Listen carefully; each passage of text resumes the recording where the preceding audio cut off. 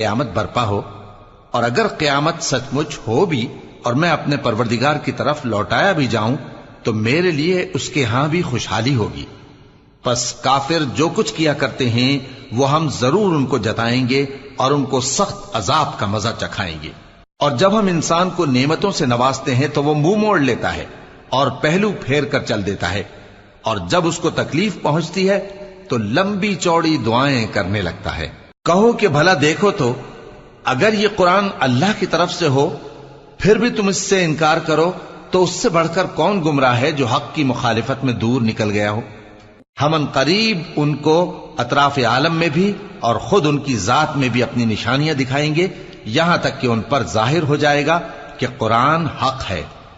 کیا تم کو یہ کافی نہیں کہ تمہارا پروردگار ہر چیز سے خبردار ہے؟ دیکھو یہ اپنے پروردگار کے روبرو حاضر ہونے سے شک میں ہیں۔